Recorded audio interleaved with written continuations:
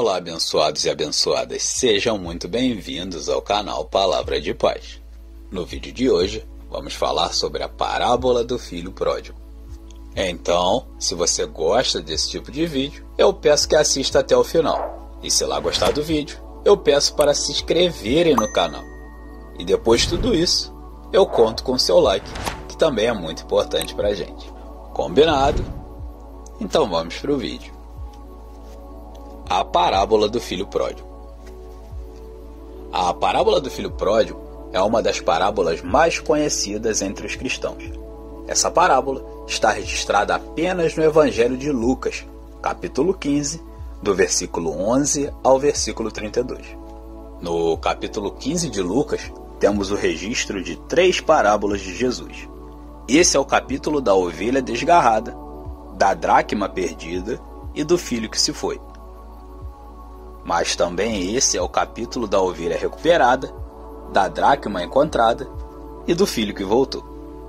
Mas ainda, esse é o capítulo onde o pastor busca a ovelha, a mulher procura diligentemente sua moeda de prata e onde o pai aguarda pacientemente o retorno do filho. São 3 parábolas: a parábola da dracma perdida, a parábola da ovelha perdida e a parábola do filho pródigo. Essa última talvez seja a mais conhecida de todas as parábolas de Jesus. Mas o que significa filho pródigo? A palavra pródigo originalmente transmite um sentido de extravagância descuidada. Na aplicação original, o pródigo é aquele que age de uma forma extravagante, além dos limites. É por isso que em nosso idioma, o significado de pródigo pode ser tanto esbanjador e gastador, como generoso, magnânimo e abundante ao distribuir. Vale dizer que o título Parábola do Filho Pródigo não foi divinamente inspirado. Isso significa que esse título não consta no texto original do Evangelho de Lucas, sendo então atribuída à parábola tempos depois. Talvez esse não seja o título mais apropriado, pois a parábola é muito mais sobre o pai do que sobre o filho. Por esse motivo é que alguns estudiosos ao longo do tempo preferiram chamar essa parábola por outros títulos. Por exemplo, parábola do pai que espera, parábola do pai pródigo e amor pródigo para o filho pródigo. Contexto da parábola do filho pródigo. Quando Jesus contou a parábola do filho pródigo, ele estava cercado por publicanos e pecadores que se reuniram para ouvi-lo. Os publicanos eram os cobradores de impostos, judeus que estavam a serviço do Império Romano. Os publicanos eram vistos pelo povo como traidores que extorquiam os próprios irmãos. Já os pecadores eram pessoas moralmente marginalizadas e de má reputação na sociedade. Essas pessoas não possuíam um padrão de vida apropriado pelos religiosos da época, e por isso elas eram excluídas por eles. Aos judeus era recomendado que evitassem ao máximo ter contato com essas 2 classes de pessoas. Na verdade, os rabinos nem mesmo ensinavam tais pessoas. No entanto, Jesus fazia diferente. Jesus contrariava aquela religiosidade hipócrita. Jesus não apenas tinha contato com aquelas pessoas, mas também comia com elas e, mais além, ele as buscava. Foi assim com Mateus, um publicano escolhido para compor o grupo dos 12 apóstolos. Esse tipo de comportamento escandalizava os fariseus e os doutores da lei. Eles ficavam indignados e frequentemente questionavam Jesus acerca disso. O capítulo 15 do Evangelho de Lucas foi uma dessas ocasiões. Os rabinos da época concordavam que Deus recebia o pecador arrependido, mas eles não compreendiam que é o próprio Deus quem buscava tais pecadores. Jesus respondeu àqueles religiosos contando 3 parábolas, entre elas a parábola do filho pródigo. As 3 parábolas, inegavelmente, transmitem uma mensagem central: o extraordinário amor de Deus pelos perdidos. E esse certamente é o ensinamento principal da parábola do filho pródigo. Explicação e significado da parábola do filho pródigo. A parábola do filho pródigo é muito rica em detalhes, de forma que grandes sermões já foram pregados de perspectivas diferentes. Podemos usar essa parábola, por exemplo, para aprendermos sobre relacionamentos familiares, embora esse não seja o sentido principal dessa parábola. O segredo para interpretarmos as parábolas de Jesus é nos atentarmos à sua mensagem principal. Não precisamos atribuir significado a todos os elementos de uma parábola, mas devemos direcionar a nossa atenção para o que realmente Jesus estava ensinando. A parábola do filho pródigo fala de 3 personagens: o pai, o filho mais novo e o filho mais velho.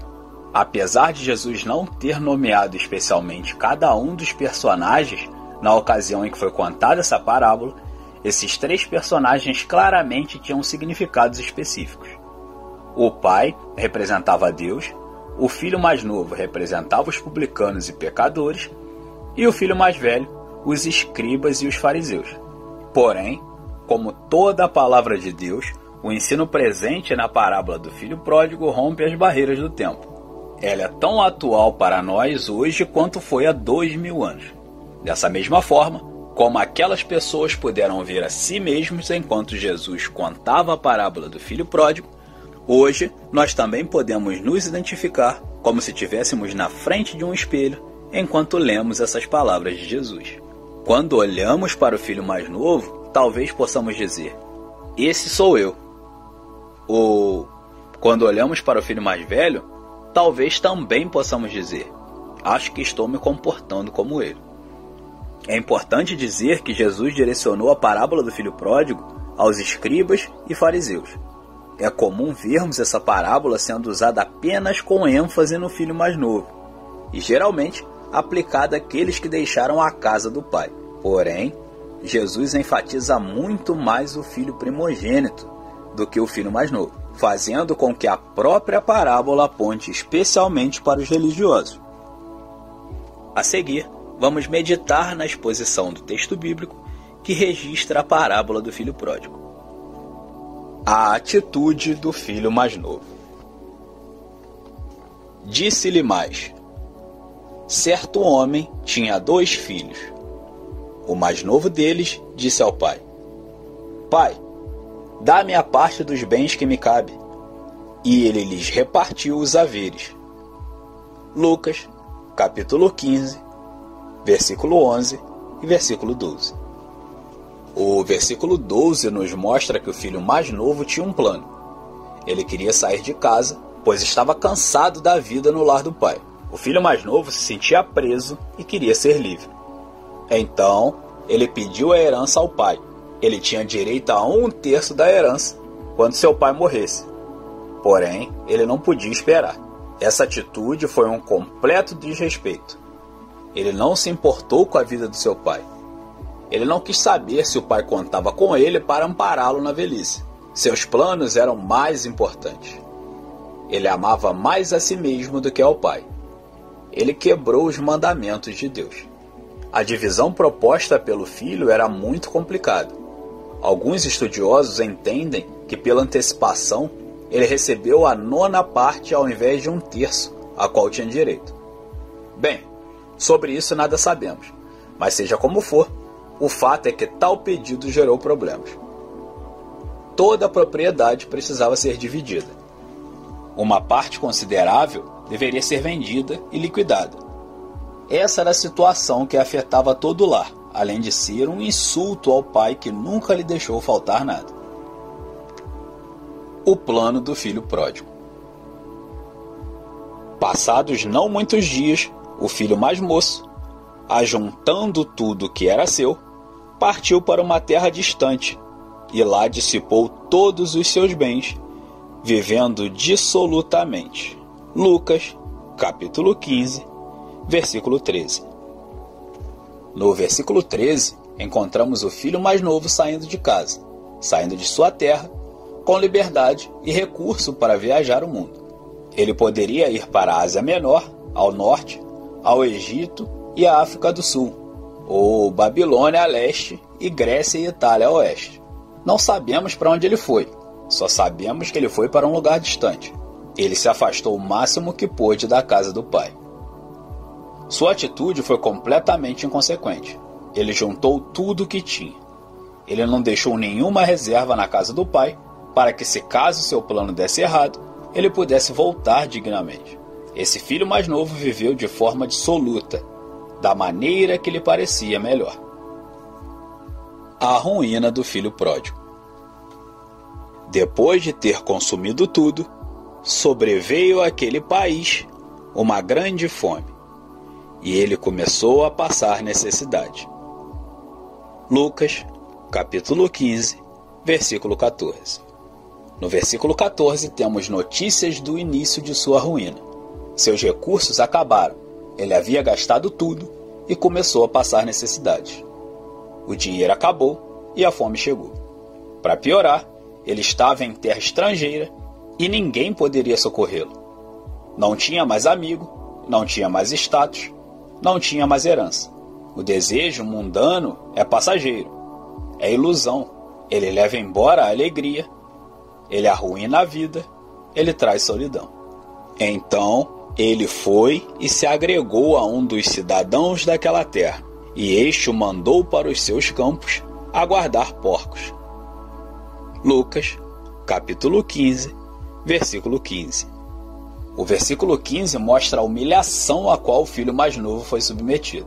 Para sobreviver, ele foi cuidar de porcos. Devemos lembrar que ele era um judeu, e como tal, não podia ter contato com porcos. Estes animais eram considerados imundos pela lei. Os rabinos consideravam as pessoas que cuidavam de porcos amaldiçoados. Com isso, percebemos que ele perdeu seus recursos, sua religião e, consequentemente, sua identidade. Ali, ele desejava fartar-se das alfarrobas que os porcos comiam, mas ninguém lhe dava nada. Lucas, capítulo 15, versículo 16. No versículo 16, somos informados que ele sentiu tanta fome que desejou comer as lavagens que eram dadas aos porcos. Porém, o texto parece indicar que ele não chegou a comê-los. Entretanto, o não comer não representava alguma dignidade para ele. Ao contrário, representava o castigo da fome. A transformação do filho pródigo. Então, caindo em si, disse: quantos trabalhadores de meu pai têm pão com fartura, e eu aqui morro de fome. Lucas, capítulo 15, versículo 17. Já o versículo 17 nos mostra o momento de seu arrependimento. Lemos que ele caiu em si. No original, seria algo como recobrou seu senso, ou quando voltou a si mesmo. Nesse momento, vemos que ele sentiu saudade de casa. Ele descobriu que os empregados temporários de seu pai eram mais dignos do que ele, de modo que tais empregados diaristas tinham que comer e ele morria de fome. Levantar-me-ei e irei ter com o meu pai e lhe direi: Pai, pequei contra o céu e diante de ti. Já não sou digno de ser chamado teu filho. Trata-me como um dos teus trabalhadores. Lucas, capítulo 15, versículo 18 e versículo 19. Perceba que nos versículos 18 e 19 ele reconheceu seu erro. Naquele momento, ele soube que seu abandono foi precipitado e que sua decisão foi insensata. Também entendeu que o que fez não foi apenas um erro, foi um pecado. Ele havia pecado contra Deus e contra o Pai. Ele compreendeu quão ingrato ele havia sido e sabia que não poderia mais ser chamado de filho. Então, queria ser um empregado temporário. Nesse exato momento, aquele filho mais novo já não era mais o mesmo rapaz inconsequente que saiu da casa do seu pai. Ele havia sido transformado. Um pai pródigo para um filho pródigo. E, levantando-se, foi para o seu pai. Vinha ele ainda longe, quando seu pai o avistou, e, compadecido dele, correndo o abraçou e beijou. Lucas, capítulo 15, versículo 20. No versículo 20, lemos que o pai avistou o filho que estava retornando. O pai nunca havia perdido interesse no filho, e uma vez ou outra, sempre estava olhando o caminho à espera do dia que o filho voltaria. O filho, quando partiu, achava que nunca mais voltaria ali, mas o pai tinha certeza de que um dia ele estaria de volta. Isso fica muito claro na reação do pai. O texto bíblico diz que o pai se compadeceu profundamente. Ele correu para o filho. Naquela época, um ancião não podia correr. Isso era indigno. Mas o pai não se importou com a humilhação. O que importava era o filho a quem ele estava buscando no caminho. O pai o abraçou, não olhando para as condições em que seu filho estava se aproximando. O filho estava rasgado, descalço, era a personificação da miséria, mas o pai só olhou o arrependimento e o acolheu em seus braços. O pai também o beijou repetidas vezes. Perceba que ele se compadeceu, correu, abraçou e beijou, antes de dizer uma única palavra. Que amor maravilhoso! Que graça incompreensível! E o filho lhe disse: Pai, pequei contra o céu e diante de ti.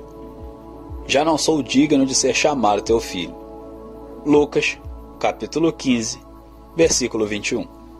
No versículo 21, vemos que o filho começa a fazer o discurso que havia ensaiado. Ele reconheceu o seu pecado, reconheceu a sua miséria, reconheceu que não tinha mérito algum e reconheceu que não era digno de ser chamado de filho. Porém, algo que realmente merece nossa atenção é o fato de que ele não conseguiu dizer: faz de mim um de seus empregados. O pai nunca deixou que ele dissesse essas palavras.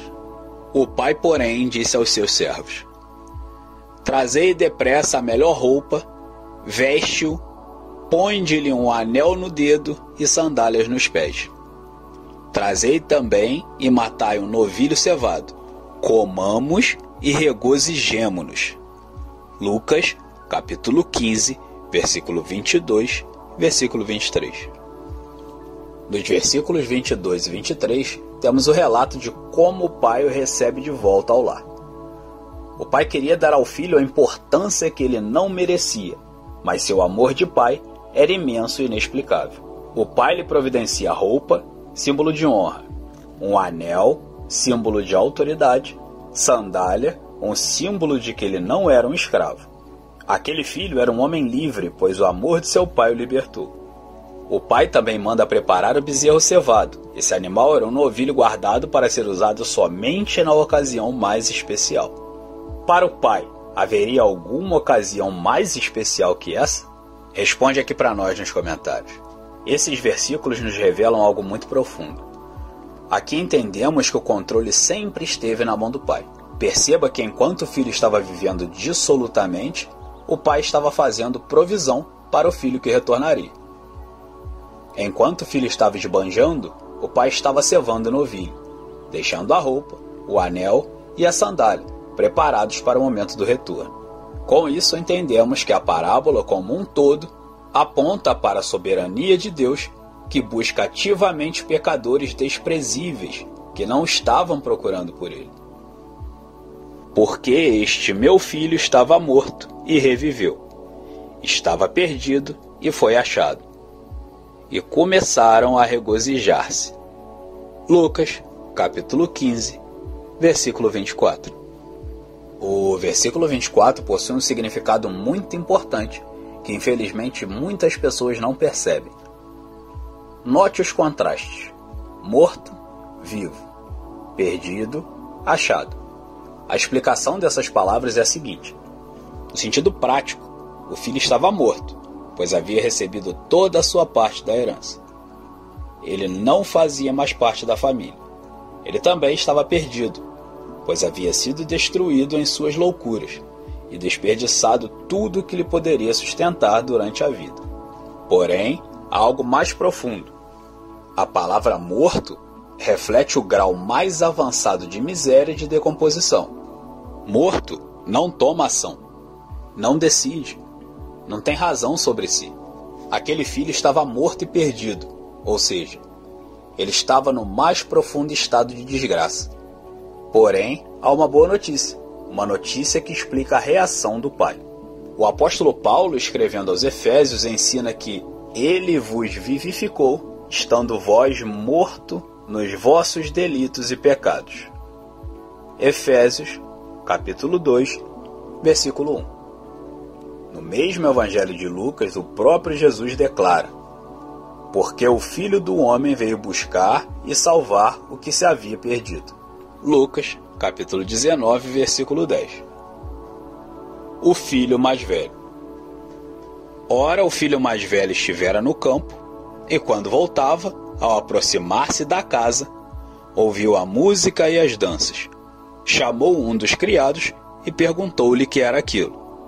E ele informou: Veio teu irmão, e teu pai mandou matar um novilho cevado, porque o recuperou com saúde. Ele se indignou e não queria entrar. Saindo, porém, o pai procurava conciliá-lo. Lucas, capítulo 15, versículo 25 ao 28. Entre os versículos 25 e 28 somos apresentados o outro filho, o filho mais velho. Esse era o filho pródigo primogênito. Ele nunca se afastou do pai, mas também nunca esteve próximo. Ele sempre teve todo o amor que precisava, mas sempre esbanjou o amor e a presença do pai. Se o filho mais novo se perdeu saindo de casa, o filho mais velho se perdeu dentro de casa. Que coisa terrível, perdido dentro de casa. Então, mais uma vez, o pai é quem saiu de casa para ir de encontro a um filho. Dessa vez, ele foi encontrar o filho mais velho. Nas palavras do filho mais velho, vemos que ele encarava o relacionamento com o pai na base da recompensa. Mas ele respondeu a seu pai: Há tantos anos que te sirvo sem jamais transgredir uma ordem tua, e nunca me deste um cabrito sequer para alegrar-me com os meus amigos. Vindo, porém, esse teu filho, que desperdiçou os teus bens com meretrizes, tu mandaste matar para ele um novilho cevado. Lucas, capítulo 15, versículo 29 e versículo 30. Ele tinha direito a 2/3 de toda a herança, mas estava preocupado com o simples novilho. Ele era filho, mas se enxergava como um empregado. No original, ele diz algo como: Estive trabalhando como escravo para ti. Ele também tentava se auto-justificar dizendo: Nunca desobedeci tuas ordens. Ele não entendia que de um filho se espera mais do que uma simples obediência. Ele não havia entendido que diante de um pai tão bondoso, nada do que tinha feito poderia impressionar. Ele só estava preocupado com as posses do pai, que consequentemente eram suas. Ele não amava o pai, apenas queria sua fortuna. Ele não se preocupou com a dor do pai quando ficou sem seu caçula, nem mesmo com o irmão que se foi, pois como mais velho, ele poderia ter ido buscá-lo. Esse filho estava mesmo preocupado era com a herança. Perceba que ele diz: esse teu filho, ao invés de dizer: esse meu irmão. Ele era um estranho dentro de casa. Então lhe respondeu o pai: Meu filho, tu sempre estás comigo. Tudo o que é meu é teu. Entretanto, era preciso que nos regozijássemos e nos alegrássemos, porque esse teu irmão estava morto e reviveu, estava perdido e foi achado. Lucas, capítulo 15, versículo 31 e versículo 32. A resposta do pai nos versículos 31 e 32 estabelece um tremendo contraste. O pai se dirige a ele dizendo: Meu filho. No original grego, a expressão utilizada aqui significa algo como meu menino, transmitindo um sentido mais afetuoso. O pai também usa a expressão esse seu irmão, ou seja, o pai o coloca como membro da família, além de demonstrar que havia considerado como justo o filho mais novo. Lições da parábola do filho pródigo. Não apenas a parábola do filho pródigo, mas todo o capítulo 15 de Lucas certamente aponta para o extraordinário amor de Deus. Perceba a alegria do pastor que encontra a ovelha perdida, do contentamento da mulher que encontra a dracma perdida. Da mesma forma, o pai, nessa parábola do filho pródigo, se alegra com o retorno do filho perdido. Claramente também podemos perceber uma intensificação na narrativa de Jesus. Primeiro, ele fala da ovelha, depois da dracma e finalmente do filho. Podemos aprender muitas coisas com esse ensino do Senhor. Em primeiro lugar, A parábola do filho pródigo nos ensina que o pai busca, traz de volta e se alegra na conversão do pecador, operada pelo Espírito. Diante disso, é impossível não perguntarmos: quem somos nós? Quão perdidos estávamos? Será que merecíamos esse cuidado tão pessoal do próprio Deus? Tudo que podemos dizer é que Ele nos ama. Ele faz uma festa por nossa causa. Mas entenda que isso não é sobre nós, é inteiramente sobre Ele. Nunca poderíamos ir para a casa do Pai sem um caminho que nos levasse até lá. Jesus é esse caminho. Em segundo lugar, a parábola do filho pródigo nos convida a refletir sobre qual tem sido a nossa posição para com os perdidos. Aqui temos uma importante lição. Diante dos perdidos, podemos assumir algumas atitudes diferentes. Podemos odiá-los, tratá-los com indiferença, recebê-los quando vierem até nós, ou buscá-los. Como seguidores de Cristo, cidadãos do reino de Deus, qual tem sido a nossa atitude? Estamos mais parecidos com Jesus ou com os fariseus e doutores da lei? Em terceiro lugar, agora falando do nosso relacionamento com o Pai, a parábola do filho pródigo nos leva a fazer as seguintes perguntas. Como estamos nos comportando? Será que somos como o filho mais novo ou como o filho mais velho?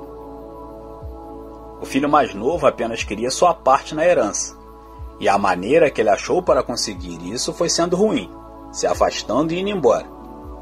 Já o filho mais velho também só estava interessado na herança, e a forma que ele achou para consegui-la foi sendo bom, obediente e ficando em casa. Você percebe que ambos eram ruins? A ruína do filho mais novo foi sua precipitação, inconsequência, insensibilidade e desobediência.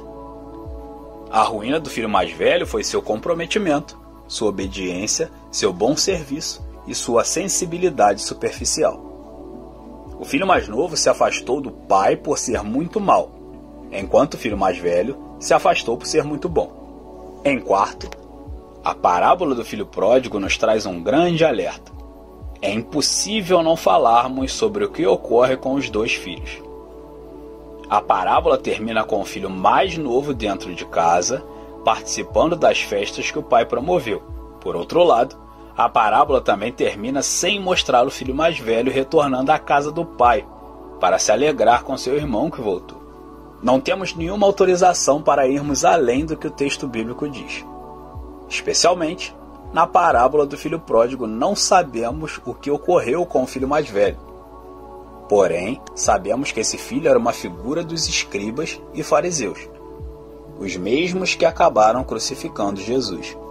Com o filho mais velho, esses religiosos tentavam se auto-justificar. Eles se achavam bons demais, tão bons a ponto de praticamente entenderem que alguém como eles nunca poderia ser privado do paraíso.